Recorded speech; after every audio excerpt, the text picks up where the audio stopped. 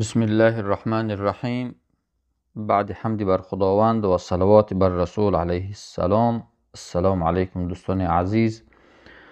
حدیث امروزمان باب در بیان قضا داشتن روزه از تن شخصی وفات کرده.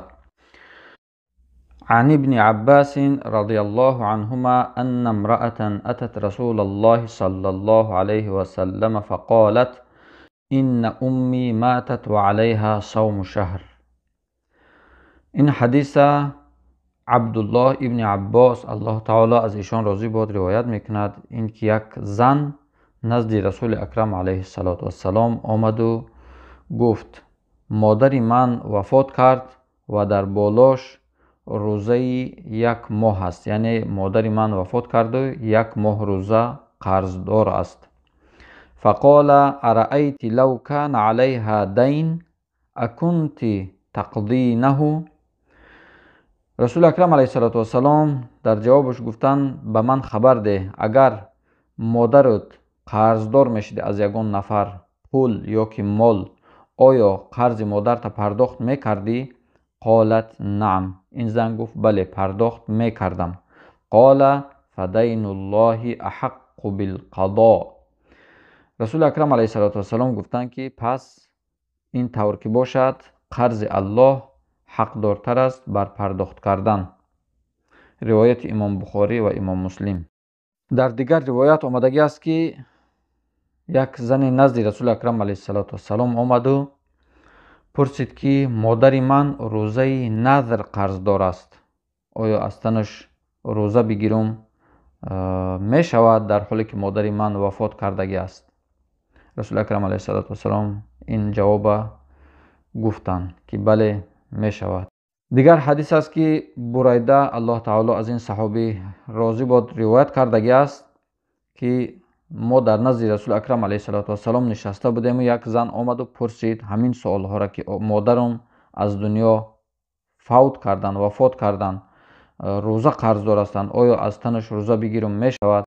بعد در دوام حدیث بریده زن پرسید که مادرم هرگز حج کردگی نیستند، آیا حج کنم می شود؟ به همین معنا رسول اکرم علیه السلام گفتم بله حج کن از تن مادرت.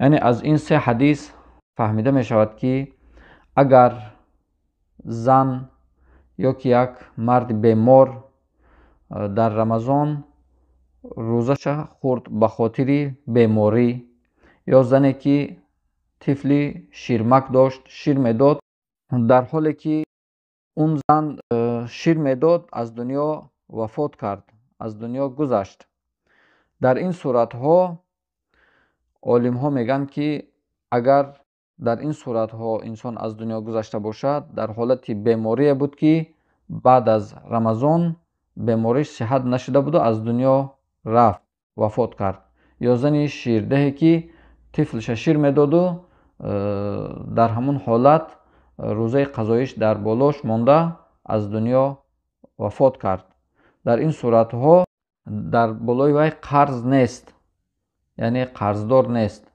چون که وی از بیماریش شفا نیافته بود، بردوام بود بیماریش اون بیماری، یا که زن شیرده در حالت شیر دادنش بود و وقت نیافت که روزه قضاییش بگیرد، در این حالت ها قضایی نیست.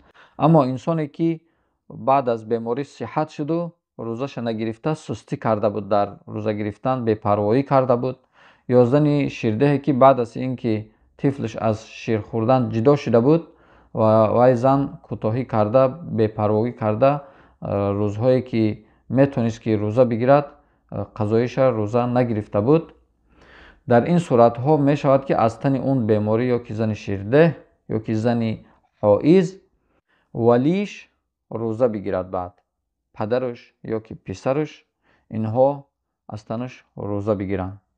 حج هم که باشد انسانی که میگه اگر حج نکرده بود از تنش حج میکنن.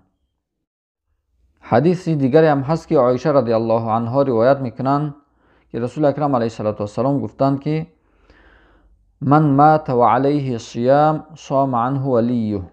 هر انسانی که وفات کرد و در بالاش روزه قرضی است روزه می‌دارد از تن همون انسانی وفات کرده، ولی همون گفتیم که از طرف پسرش و که از طرف پدرش. بارک الله فیکم.